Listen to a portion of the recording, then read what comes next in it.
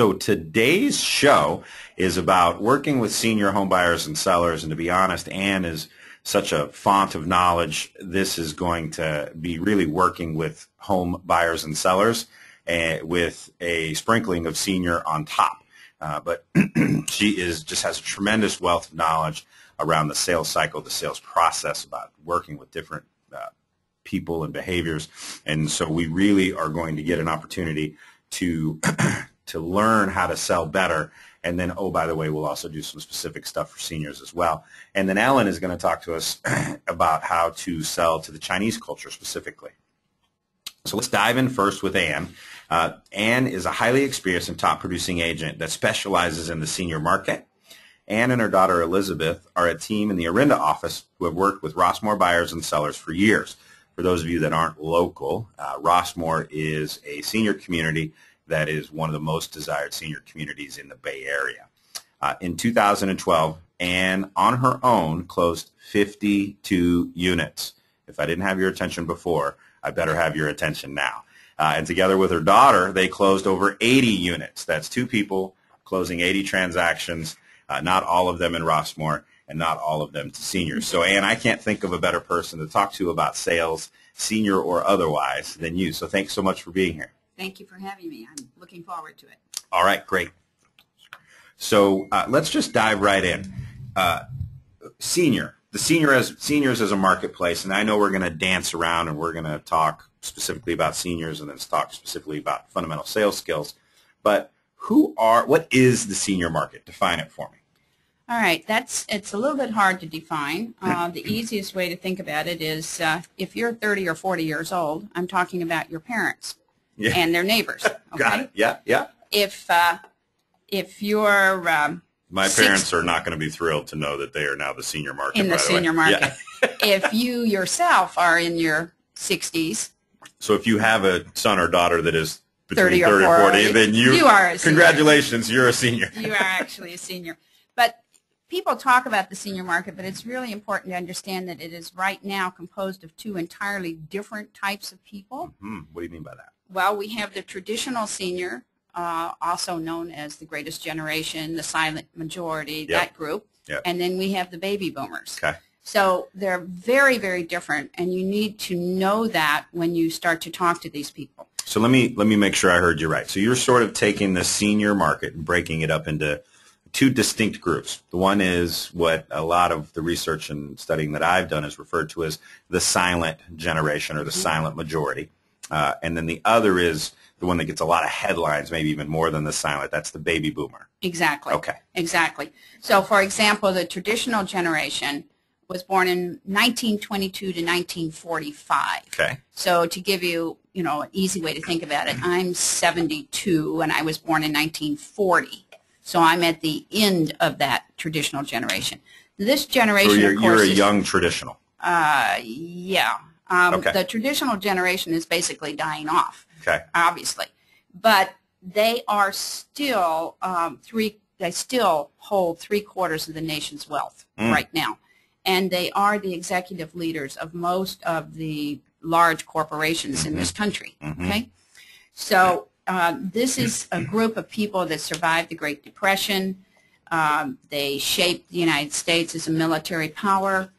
They brought tremendous changes in the workplace, and they believe in conformity, authority, rules, logic. They have a very defined sense of right and wrong. Okay. They're very loyal. They have respect for authority. They don't like conflict, okay? And they're very detailed oriented and very disciplined, very disciplined people.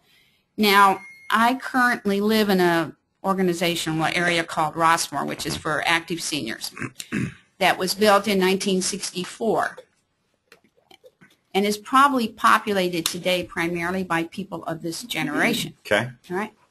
There are a lot of rules in this large homeowners association. There's 6,500 people here, so big community. Big community.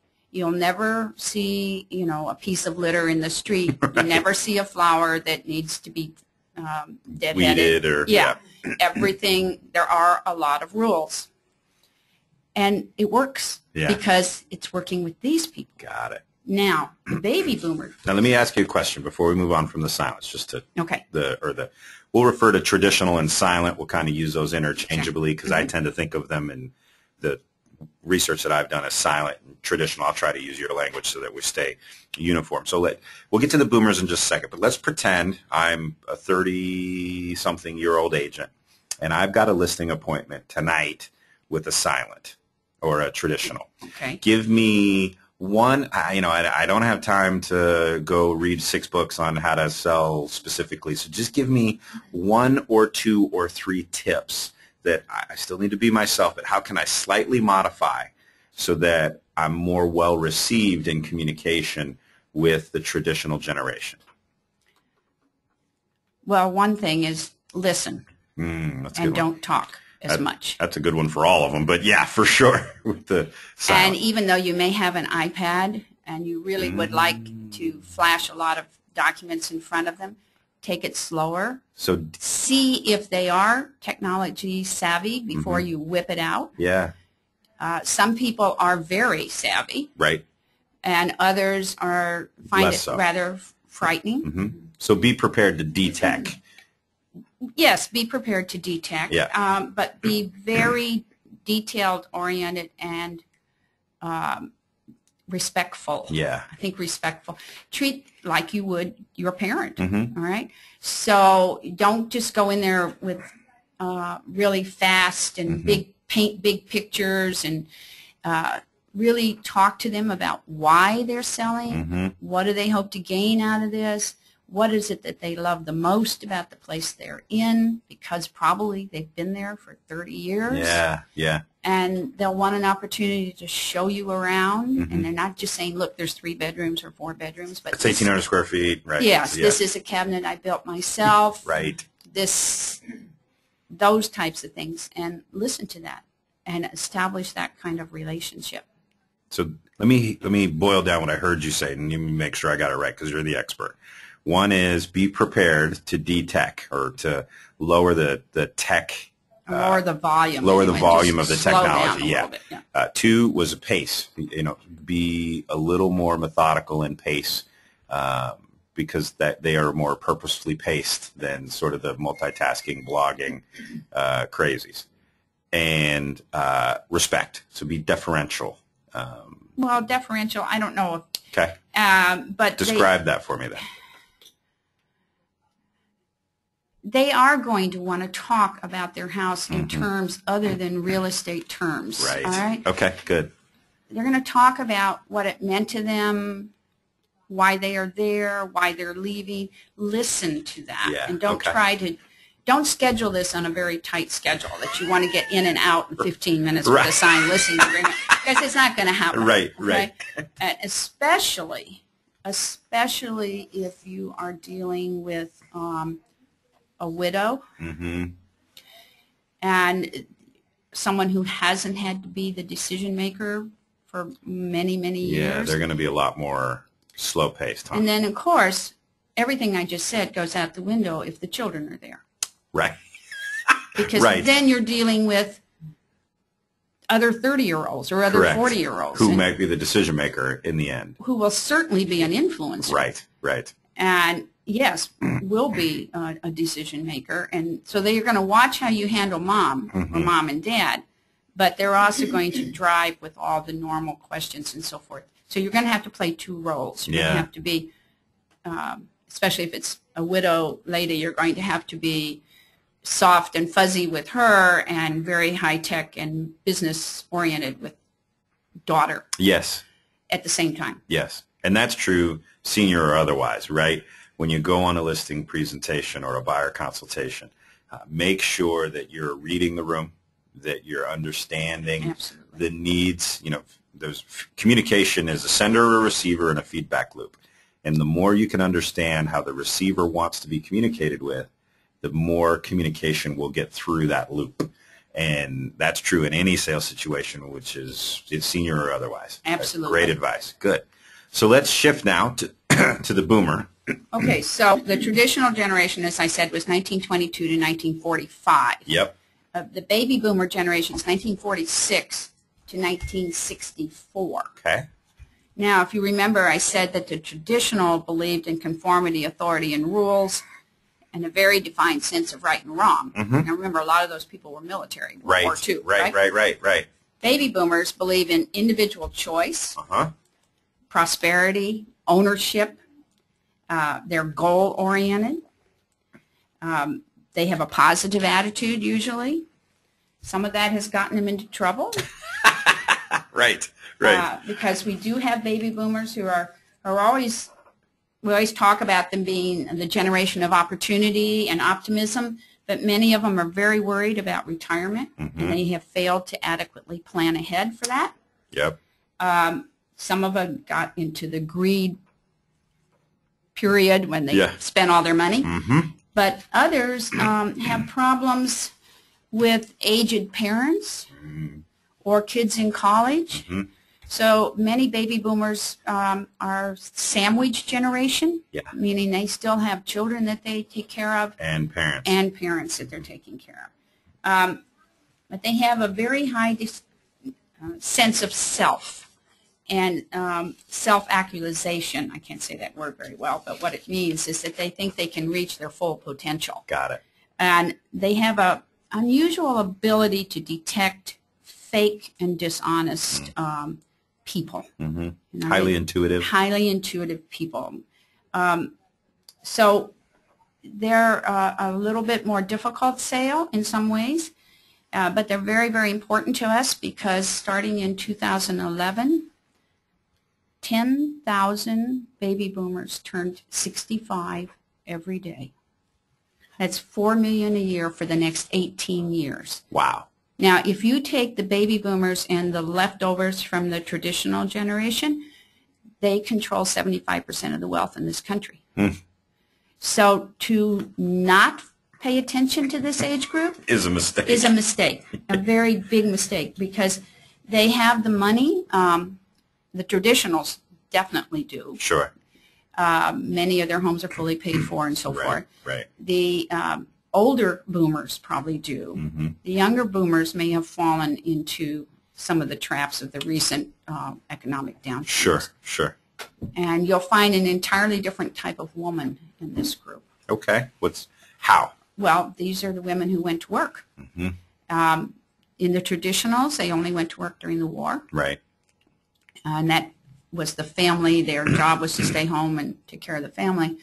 But with the boomers, you had women who went to work. So you have women who are used to making decisions or being empowered to make decisions.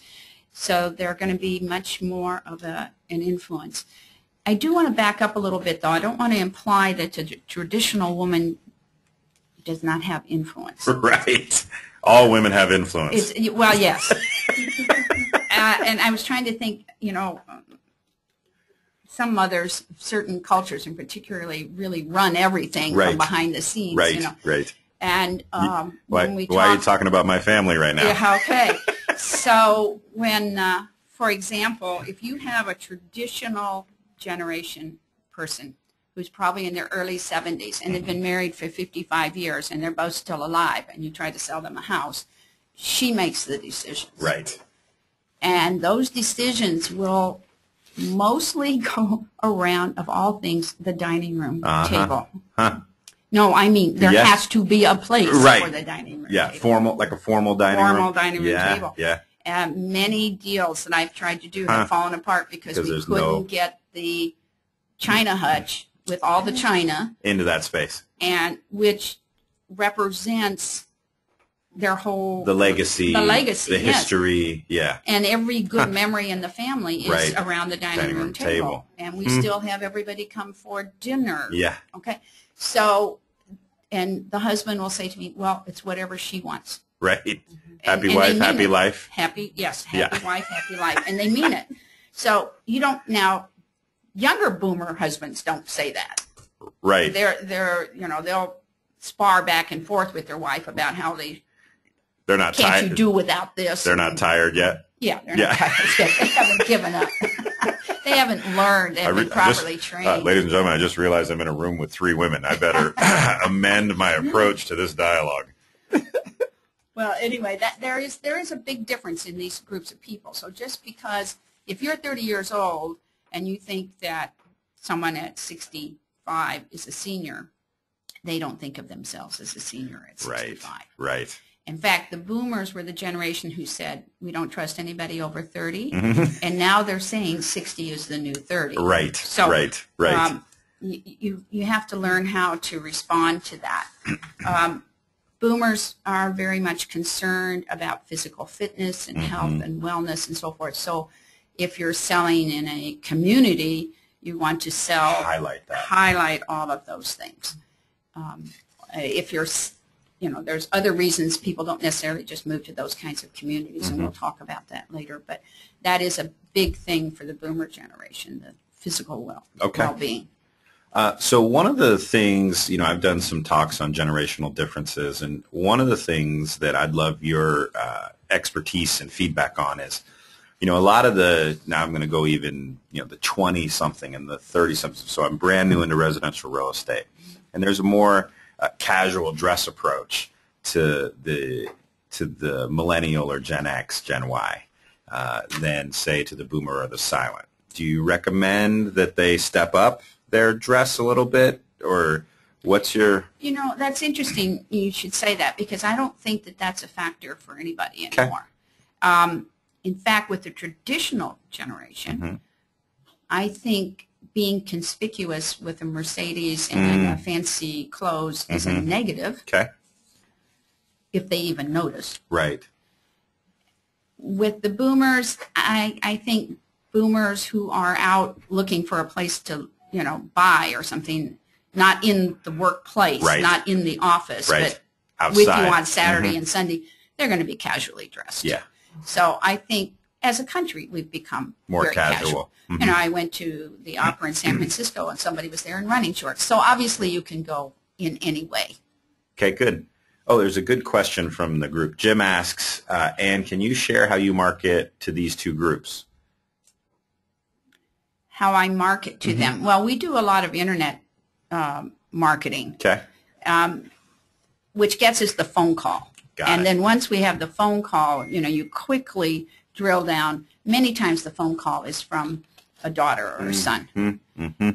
So you need to find out, what is the age of the people we're talking about. And then you do your spiel depending on the kind of response you get. So we've tried mailings and things of that nature. It really, they have to kind of make the first contact. So you do a lot to internet, to traditional and technology-wise, to put out a lot of bear traps so that to make the phone ring. Yes, exactly. Okay. What are your calls to action that you use in your marketing, or ones that have worked well, or is it just kind of the normal call me today to get a report on the 3 biggest mistakes a home seller could make? I don't find these people responding to those things. Okay. Just in general. Now, I think 30s and 40s people do. Yep. Most of the people I work with, I have been working with for years. Got it. So you've got a robust database that... Well, no, I mean, they just take years to make a decision. Oh, you've been working with them for years and years. Sorry. So you have to have a whole lot of people, in the hopper. In the hopper. Yeah. Because you remember I said traditional generation, very detailed oriented, planners. Yep. They start 3-4 years before they sell the house. Got it. Figuring out what am I going to do when I sell the house. Great. So you've got to be prepared for a longer sales cycle. Absolutely. A longer maturation cycle. Absolutely. Yeah. Okay. But if you just stay in touch, they're very loyal people. Yeah. And when the time is right, of course, sometimes things are expedited by some sort of health concern or something like that. But generally, they have a very clear-cut plan, and they know what they're going to do. Okay. You mentioned things could be expedited by a physical need or something like that. Just talk to me a little bit about what we see on the screen here: the physical needs and widowers. I don't really like this picture. And that's a very extreme case, but it does happen where you're in your client's in a wheelchair. Yes. But mostly, it's more simple things. On physical needs, like they don't want stairs anymore. They don't want stairs. Yeah. For your traditional generation, I don't want stairs, and I'm 41. So. Yeah, it's a problem. It's a real problem. People find themselves with being diagnosed with Parkinson's or something, and they know that they have to get out of this house. Or if they have one fall, then the children are saying, "That's it. That's it. You're moving." Yep. Yeah, absolutely. One back surgery and they're moving. Yeah, something like that. So for the older, now we're talking about 75 to 80. Okay, that is driven in many cases by physical needs, and there is a kind of a top line to that too, though. If as I said, I worked with some of these people for years. There's a certain point where if they haven't made a decision by a certain age, then it's too late. They're just gonna. They're gonna die where they are. That's basically it. They're going out of that house toes up. Toes up. Got it. And that's usually in what do you the think? 80s. Okay, so and again, these are generalizations. Very generalizations. Anytime you label anything, you're immediately wrong. But we still need some guidelines. So yeah, it's all of us have moved in our life. Yes. And it's extremely exhausting. Yes, very stressful. And if you're moving out of a house that you've been in for 40 years, it's almost impossible. And every item you pick up you're so anchored. Has a memory. Yeah. Has a story. Yeah. So it's very, very hard physically to move at this age. And after 80, it's almost impossible. Yeah. It's just too hard. Good rule of thumb. So doesn't mean ignore them, but just have the right expectations. Well, where I work, there is a particular set of housing that is appropriate for that age. Yes. But for most people, they're not going to have clients that they're going to put in that type of housing. And then go back for just a second, Kathy. So widows, widowers, man or woman. This is always, How do you? I mean, that's got to be. I've never done that professionally, so I imagine you need an extra level of sensitivity. Yeah, you do, but it's widows come to me most of the time. It's more on a loneliness basis. All right, you're in a house in Orinda, which is set way back from the road and has a lot of land around it, and your nearest neighbor has 3 kids and works all day. Right. And now you're there. Right. All right. And you don't really like to drive a whole lot. Right. And your buddy just passed away. And your buddy passed away. And, you're still smart. You still have all your brains. And functional. You can walk well and so forth. And you would really like to be around people a little bit more. Right. So this is the total appeal of the retirement communities. Because they do usually put you in an environment where you can walk to things, or they provide transportation. You are with your peers in most cases, so you have shared experiences and shared memories. There's common ground. Common ground. You're not trying to have a meaningful conversation with a 35-year-old and 2 small children. Right. Even though you like small children, usually own, small doses or in doses. Or your own grandchildren. Oh, right. Yeah. Right. But it's not your lifestyle any longer. So you want someplace you can play bridge, walk around in the swimming pool, that kind of thing. Do you find that sometimes when you meet with a widower that they haven't cognitively, subconsciously they know everything you've just said, but consciously they may not have made that leap of what's missing or what might be missing in that? Do you have to help them self-discover that concept of going to a specific community of peers, or do they pretty much know it already? What's your experience? Usually this is a lot of times driven by the children. Got it. And there's, frankly, there's 2 reasons why the children are doing it. One, they don't want to mess with it. What's the other one? There you go. Well, they really want mom to be in a happy place. Yes. And I say mom because it's usually it is. We die early. You do. Yeah, men die early. We're catching up on that. I know.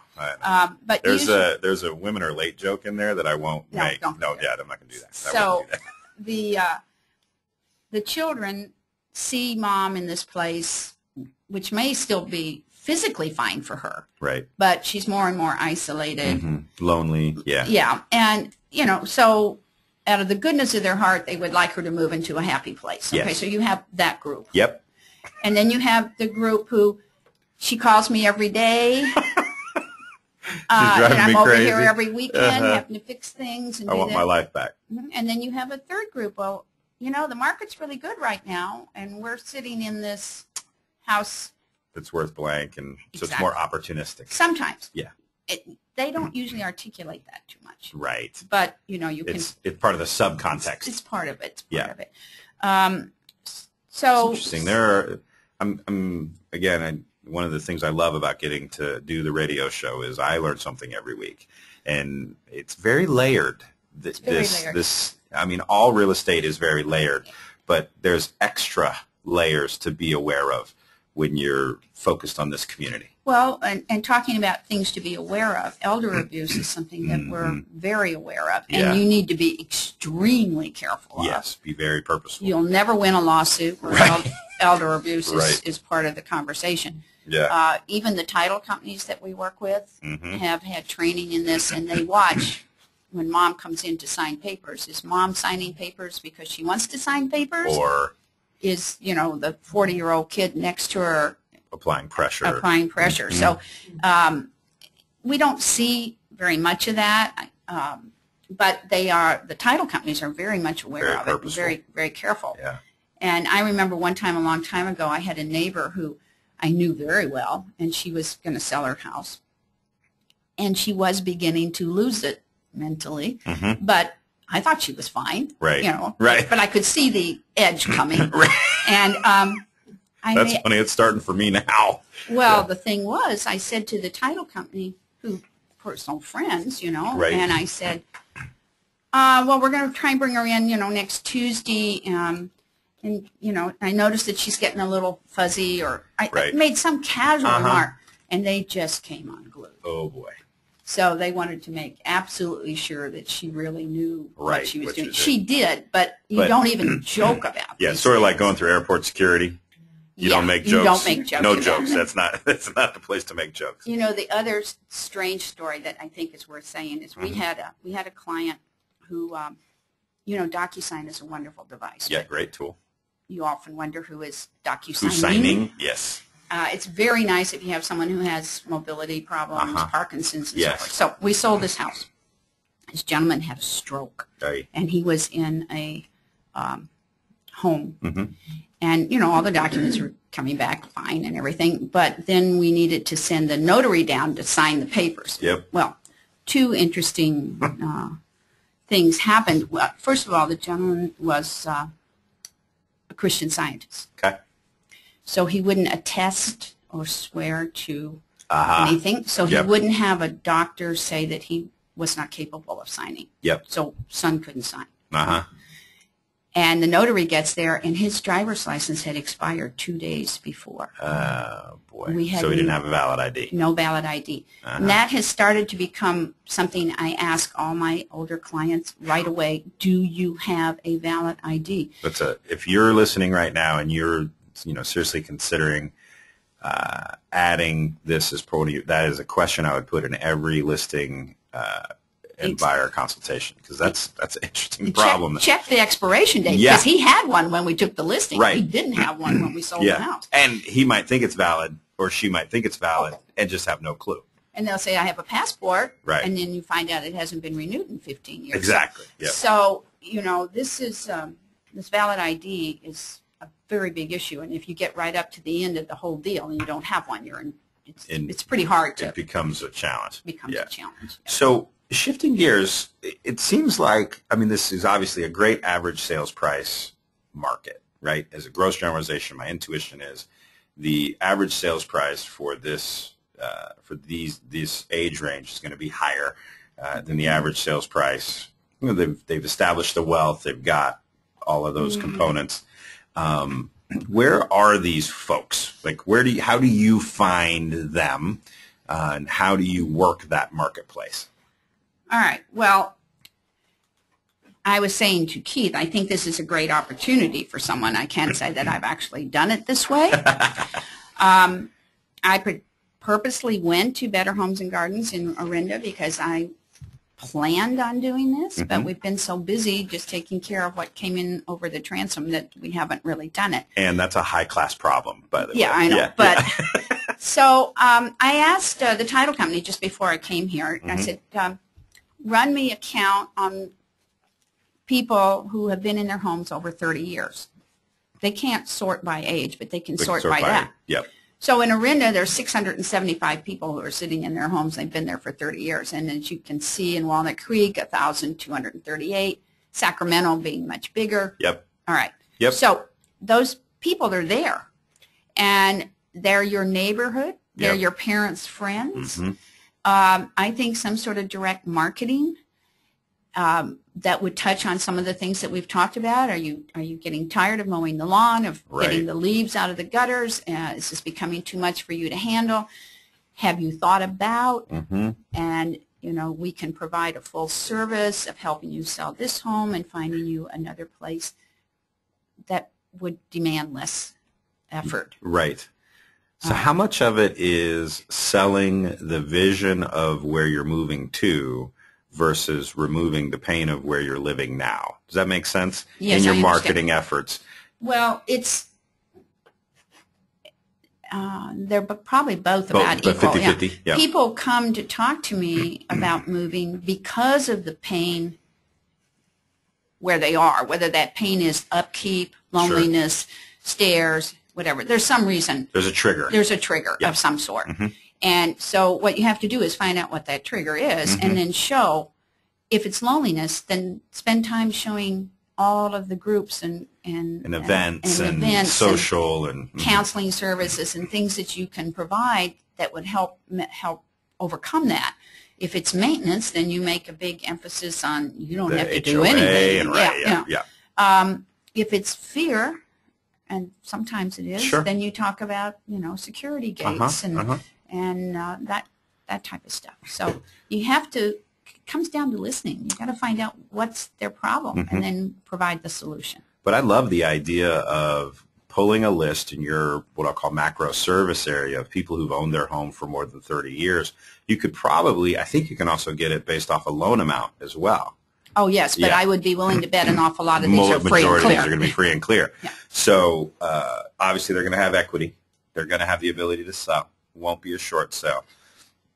And then designing a specific marketing campaign that hits on the key things that will speak to that delivering market, right? Exactly. I mean, what we're really seeing as we move into this next decade is marketing is becoming more and more strategic because big data, right? Data is out there. The data is available.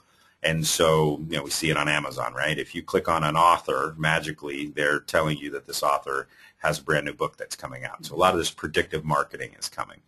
So developing a marketing strategy and process that specifically sells not only solving the pain points of where you're living, but also the vision of where you could go is really, really intelligent, really smart. Well, you know, it all started with Burger King with Have It Your Way. Yeah. And, you know, all of our marketing is very specific now. I mean, very individualized. Right. And has been probably for the last 10 years, but some of us are a little slow to get on that bandwagon. So I love this because it helps break down some of the assumptions that we make, right? We tend to make a lot of assumptions. So help us dispel some of the myths that we might have and expose us to some of the diversity that there is in the senior market. Okay, again, I go back to what I started with. We have to be careful. Who are we talking about? Right. Because they're completely different people. Now, the younger baby boomers are going to continue to work. Right. Partially because they want to, some of them because they have to. You know, we have a phenomenon called the bank of mom and dad. Yeah. And the bank of mom and dad has seriously depleted a lot of people's retirement savings. Yeah. So that's... Especially in the last 5 years. Especially in the last 5 years. Because of the economy and residential real estate and et cetera. Yeah, so all of those things have affected the younger baby boomers. They may choose to continue to work because they really like it. Yep. Okay, but some of them have to. It's interesting. I saw a report a couple of months ago where for the first time in the history of the United States, there are more workers over 65 than there are workers between the ages of 16 and 19. That's between 16 and 19. Yes, Okay, all right. Well, all right. That I can understand. Yeah. The baby boomers will work longer also because they don't have those retirement programs that the traditional generation had. The traditional generation, once they retire, reinvented themselves in many cases as workers, but workers without pay. Got it. And they drove and do drive the volunteer efforts for most areas. The younger baby boomers or the mid-range baby boomers may continue to work in a completely different type of job than they've ever had before. They may have been an accountant all their life and really wanted to go into art. Right. And, so they will completely reinvent themselves and work another 10 or 15 years in something that they really wanted to do. So they'd ignite some passion and have a willingness to start over. And sometimes, again, those are not volunteer jobs like you and I think of volunteer jobs, but volunteer jobs like running very large charitable organizations or going off on the late Peace Corps adventure or something like that. They're in a position where they can't do a job for no income, but they can do a job for less income. Well, yes. And that anchors into their passion. Is that what you're saying? Some of that, okay. Yeah. And I don't think you should assume that they all went to downsize. Great point. Well, of course, I guess we should define downsize. Yeah, good. But, as I mentioned, the traditional generation, they're going to want that dining room. Right. So you can't get too small. You can't cut the dining room, for sure. You can't cut the dining room. But if they come from a luxurious home, they're going to want luxury even if it's smaller scale. Yes. Okay? Yes. Downsize doesn't mean modest. Right. Right. Exactly. We have found with most of our older seniors, you always stage a property and you try to have 95% of everything done to that property before it's sold. Yeah. They're not going to remodel. They're not doing fixers. They're not doing fixers. Right. Been there, done that. Never going to do it again type stuff. Yeah, I resemble that remark, and I'm not a senior yet, but yeah. Well, and your younger baby boomers though will still look for a bargain, projects and so forth. Okay. It's the older baby boomers that kind of transcend covered both of these areas that are a little bit harder to figure out. Yeah. Location is everything, absolutely everything. So if they are moving because the house is too big, but everything else is okay, they're going to want to stay really close to the same area. I do a lot of business, though, with people who are moving here from Florida, huge number of people from Florida. Because to be close to family? To be close to family. What happened is they were all in New York. Right. They retired. They moved to Florida. Right. Their kids moved to California, now they're went into high here. tech or something. So now this great triangle trade. Yeah, yeah. So they right. They end up here. Now you have severe sticker shock when you bring somebody from Florida to California. That's not easy. No, that's not an easy that's transition. always true. Yep. But wanting to be close to family is the prime driver. Okay. Okay. Good. Even if they're younger, I want to be where I can go to my grandchild's soccer game. And certainly if they're older, I want to be close enough that I have support. Right. Right. Right. True of all. There's a real theme here, and this is true of all sales, but you're highlighting it, and we're doing it in the sort of context of senior. But the real key is listening, isn't it? It's being a very active listener, and you have 2 ears and 1 mouth for a reason. Listen twice as much, talk half as much, and you'll probably be successful. Exactly. So we've covered, I think, a lot of this, but let's just hit the highlights here. The financials of the senior market are, as a gross generalization, maybe younger boomer, maybe not as much, but they tend to have a more robust personal balance sheet, more equity in their home. But the bank of mom and dad is an issue. We touched on a lot of these, but anything else you'd want to sort of feather on top? Yeah, I do want to mention that if you're working with seniors a lot, you should become familiar with certain financial programs that are available for seniors. So let's kind of back up a little bit. Because of financial reverses, or because of what happened in the housing market, people may not have had as much money as they thought they were going to have. Raise your hand. Raise Mine's your up. hand. Yeah. Okay, so you might have someone who sold a house in Alameda and for a condo for $400,000 and walked away with $200,000 cash. Right. these people have a very hard time especially if you're a single woman that's not working any longer. Right. You're not going to get a loan. Right. From ABC lender. Yep. Because you have no income. Yep. You have $200,000 in cash, but you don't really want to live in a house that costs $200,000. So there's a very fabulous program out called a reverse purchase mortgage. Okay. Or HICM. And this is only available to people over the age of 62. And I'm sorry, you called it a HICM? HECM. HECM. Yeah. It's an FHA program. Let me give you an example. Your clients are 75 years old. They sell their home for $400,000. They pay off their existing mortgage, and they now have $300,000 in cash. They can buy a $500,000 home or a $600,000 home, put that $300,000 down, and never make a house payment.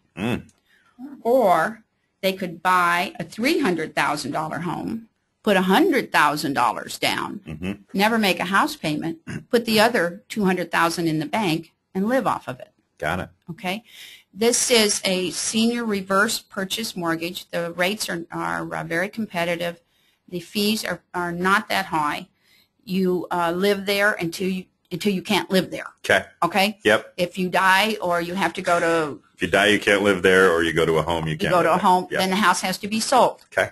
So when it's sold, if it's sold for more, that's what now owed on the mortgage. Yep. If it's sold for more, your heirs get the money. Okay. If it's sold for less, it's an insured loan and nobody's hurt. It's all paid off. How does the bank, I assume there's interest that's applied at the sale, and that's how the bank makes money? Oh, yeah. It's a reverse, so it accrues interest. It accrues interest. But that's great. The homeowner is sitting in a house with no house payments. It unlocks it so they're not stuck. Right. They don't. They you know, if you're trying to live off of Social Security and a small amount of income on top of that, you can't afford to have a mortgage. Right. And if you don't want to live in a really small place for a variety of reasons, this gives you the opportunity to buy something 3 times the amount of money that you have. Yep. And not pay for it. It unlocks it. Yeah, that's great. Good. So it's a great selling tool. We've used it a lot with people who, you know, walked away the last couple of years with less money than they thought they were going to have, and we were able to get them in houses that worked great for them. Good. A couple questions from the audience. One is, are we going to get copies of the slides? Yes, we'll send all of these to everyone. And any lender can do this HICM program? Well, they're reverse mortgage specialists that I would recommend for that. Good. Because they're very careful with this. You have to go through a phone interview. You know, it's tightly screened. Tightly screened. Yep. But it was fantastic because last year, for example, they didn't care if you had a bankruptcy or a foreclosure. They don't. Because they're betting on the house, not the person. They don't look at income. Yeah. So it works out really well. Because it really has nothing to do with the human being. It has everything to do with the property. Everything to do with the property. Economics of that. You just have to be able to pay the taxes. Good. Okay. FUD that you must overcome: fear, uncertainty, and doubt. Yeah, I've been in sales for a long time, and we used to use this word, and I think it's a very good phrase. If you can't overcome the FUD factor, you'll never make the sale. Yeah, if you can't overcome the FUD factor, never mind, I won't. I won't. There's too many people listening. So this is true, senior or otherwise. They're just a different subset that you've listed here, which is great. Financially conservative, concerned, stairs, long-term care. But regardless, the FUD factor, it applies in any sales environment. That's awesome. This is great. And again, we'll get you these slides so that if you are planning on attacking this market, you've got the ability to specialize in finding answers to the various senior FUD factors. So 55 and over, early late boomer / silent, where do they go? What are they looking for? Well, they're looking for a home close to their children, usually, okay? Close can be defined in, a 3-hour drive or 10-minute drive. If they're younger and like to golf, then, golf can be a real important part of it, and the social aspects of the community. There are many over 55 active communities here in Northern California, and Of course, the one I work with is in Walnut Creek. Right. But I looked, checking on where our offices are located. Yep. There's many opportunities in Sacramento, Northern Sonoma Valley, and a wide variety around here. All different kinds of price points. And they will investigate many of them. Yes. They don't just, pick one and pick go. one and go. Now, how much do you need to be an expert in in all of the local ones, or in a majority of the local ones, or do you? Well, I have difficulty with what a lot of real estate agents are doing nowadays. I'll tell you, I don't believe that you can sit in one place and be knowledgeable about selling a home 40 miles away. Right. I have a hard time with this. I guess because I feel a personal responsibility for really knowing what I'm selling. Right. Whatever it happens to be. So I would say, and remember, our baby boomers and so forth are all detailed oriented, that it would be a very good idea for you to know what you're talking about when you go into be these very retirement. purposeful. Yes, good. Because you don't really want to misrepresent any of the. And don't try to be a master of all. No. Yeah. Be careful. So you distilled this down to your tips, which is awesome. So let's walk through these. I know we've touched on all these, but these are the key points. Number one is patience. It's a long sales cycle. Be ready for that. Yes. Okay. Understanding the family and the real reasons for moving. 2 ears, 1 mouth. Exactly. Yeah. Okay. Provide a complete solution. This is good. We didn't really touch on this as much. So. And this is important. Remember I said that some people wait too long. Yeah. So one of the reasons people don't move is inertia. Yeah. They just can't. And so if you can go in there and say, look, don't worry about this. Let's go find you a place, and I promise you we'll get everything moved from here to there. Yeah. And you won't have to do it. You won't touch a thing. You won't touch a thing. And we do. We have a whole group of people who can provide You have a whole team, just like home inspector, pest control inspector. You've got movers, you've got packers, you've got estate sale, you've got a full team, just like for any other facet of a sale. I have 2 women who will go and sit in the house with another woman and help her figure out which things she wants to keep and not keep. And it takes hours. Yeah, I vote for that job to not be mine. Yes. Because I would go crazy. But it's a very much an important part of making, and the family will love you, the rest of the family, if you can take a lot of this off of their back. Right. Okay, good. You didn't put it in here, but I love FUD, so I think that's one, too, that I would put as a top tip. But you've got another one that I like, a triple: accommodate, anticipate, and explain. Another good, that's core fundamental sales, senior or otherwise. But what I really hear that is communicate the way they want to be communicated with, which may not be the way you normally communicate. Exactly. Yeah. So think about the receiver before you send something. Exactly. Yeah. Good point. All right. And thank you so much. 80 deals in a year between you and your daughter is an impressive feat. Know how valuable your time is. And I just love the thoroughness and knowledge that you've brought to this topic. So thank you so much for your time. Thank you for having me. All right. Kathy, you're going to give us an update on the Company Giving Day? Absolutely. So good morning, everyone. We're really excited to be planning and working towards this year's Giving Day, which is Saturday, March 2nd. Hopefully you've been hearing about it from agents and also the manager in your office. Last year, thanks to all of you, our agents, our staff, and our managers, we gave 2,000 hours of work to all of the various charities that you chose. So each of your offices, again, choosing a special project, whether that's raising money for cancer, Habitat for Humanity, a food kitchen. It really is yours to craft and to complete. So if you haven't already signed up to get involved, please talk to your manager, and we really look forward to having everybody out on March 2nd. Great, Kathy. Thank you so much. So now we're going to shift gears a little bit, and we're going to move from seniors and trying to make sure we're communicating with the receiver in mind, and we're going to shift and talk about communicating with a different subset or a different group, and we're going to talk about the Chinese market. and Ellen, who is our Director of Diversity, who was at Fusion with us. We actually, Mason-McDuffie was honored to receive an award for our diversity initiatives, and Ellen was kind enough to receive that award for us because the work that she's done around diversity is a big part of the reason that we won that award. So Ellen, I just want to publicly acknowledge you for all your hard work around diversity, and thank you for carving out a little time to be with us today. Well, thank you, Keith. It was very kind of you, and I'm very proud that Mason-McDuffie was the first one who received the Diversity Award under BHG. We were, and a lot of that's because of your work, so you should be proud because you're a big part of the reason that we got it. So thank you so much. Thank you. All right, so let's talk about Chinese New Year, first of all. Just give me a little bit, tell me what it means other than, you know, gung fat choi or whatever. Okay, let's practice. It's gung hei fa choi. Gung hei fat choi. Good. Everybody at home, try that. Gung hei fa choi. Nice. Okay, good. All right. So that is the Cantonese way of saying Happy New Year. Okay. However, we are having more and more Mandarin-speaking Chinese people in the area too. Uh-oh. And the Mandarin way to say it is gong xi fa cai. Oh, boy. All right. You want to try that? Stay tuned next year. We'll get Mandarin next year.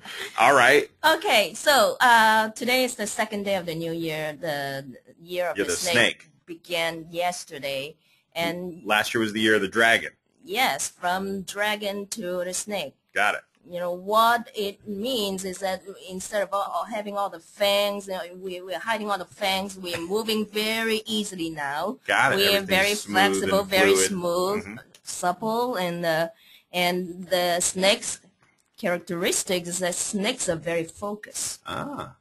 So it is a very good year for the real estate business because we will all be able to focus, and snakes are known to be able to take on big targets. You know, when we talk about we eat an elephant one bite at a time, but a snake can really open up the mouth and swallow the They eat an elephant in one bite. Yeah. One bite. Just takes a long time to digest it. Right. Okay. All right, cool. Okay, but snakes also know how to enjoy life. So other than working hard, being flexible and successful, we know we have to carve out a little time to enjoy our lives. Okay, good. Right. Cool. So. Good. Well, there's a little bit about the Chinese New Year. You also have a Chinese marketing campaign that you are rolling out. Can you give us some feedback around that?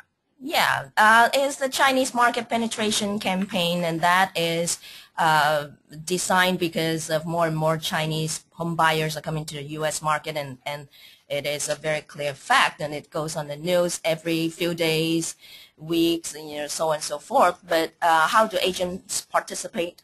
The agents will have to know how to speak Chinese, right? In order for them to successfully work with the Chinese clients generated from this campaign. The way that it works, that we'll have a one full day of workshop in San Francisco, Chinatown at Hilton Hotel out there.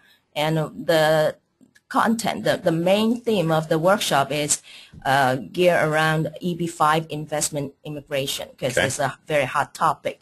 And then with that, then we are going to select 20 agents, 20 Chinese speaking agents to participate in this program. Is there a cost involved? Yes, there's a cost of $2,500, but that includes the advertisements in the Chinese real estate magazine and some local English bilingual advertisements with this participating agents, pictures and contact information and areas that they serve. And why do we do that? And why don't we set up satellite offices in China or Asian countries? Because, if you set up offices in China, when these buyers come over, they land in San Francisco, but then they also want to go to LA and, Seattle, Texas, and you don't know where they're going to end up buying. So we just want to establish BHG as the company that has the most number of Chinese bilingual agents that are capable, experienced, and knowledgeable. Okay. Yeah. Good. And when are you doing this this event? The workshop is going to be on Saturday, whole day event on April 27th. Okay. So in terms of marketing time, then we need sufficient marketing time to allow us to have 8 times of marketing exposure to advertise for this event. So the deadline for participation is actually coming up soon, Okay. February 20th. Okay. So, and if they want more information, they could just reach out to you. Yeah, they can contact me. Of Okay, course. good. Yeah. Good. Well, yep. And anything else? Oh, right. So if I don't speak Chinese, can I participate? If you don't speak Chinese, but if you do have an assistant who does speak Chinese, then you can participate. So someone on my team needs to... But you need to be able to provide documentation. Okay. And you cannot just verbally tell me that all of a sudden I have an assistant or my uncle and aunt. My cousin's nephew's roommate is now on my team, and they speak Chinese. Right. Okay, right. good, Yeah. good. And again, if anyone has any questions, they can reach out to you on this. Yes, absolutely. Perfect. Ellen, thanks so much. Thank you. So just coming up, a quick rundown of the shows that we have coming up in the next few weeks. Because of the President's holiday, we'll be doing another Best Of show where we pick a couple of great topics that we have done in the past. We will distill those down and provide those to you. Then you're not going to want to miss February 25th. We have Pete Sabine doing prospecting with LinkedIn. He's had a tremendous amount of success in his personal business by taking LinkedIn and turning that into transactional volume. So it's how to take LinkedIn and make money in residential real estate. And then last, on March 4th, we're going to have Trisha Thomas. She's the CEO of Bay East, which is the largest and one of the most successful MLSs in the nation. She's won many awards. She's going to discuss a lot of trends that we're seeing in residential real estate, some of the macro trends across real estate, and then some of the micro trends, and specifically in the East Bay. So got a great slate of shows coming up for you. I just want to add one more thing. We just got back from Fusion, and I was humbled at the amount of awards that Better Homes and Gardens Mason-McDuffie won. There wasn't a significant award category in which we did not win something. Across the board, the power and strength of our company was well represented at Fusion. We were multiple award winner, whether it was agent production, team agent production, Office of the Year award, diversity, really across the board. We showed ourselves very, very well. And it's because of the hard work of everyone on the team, the hard work of the agents, and the hard work of the people here in Pleasanton. So thank you, everyone who's listening, for all your hard work. Make sure you carve out the time to go to the next Fusion when we tell you about it. I want to thank, again, Ann and Ellen for their time today, really providing a tremendous amount of value for all of our listeners. So go out and make it a great week. Thanks so much, everybody.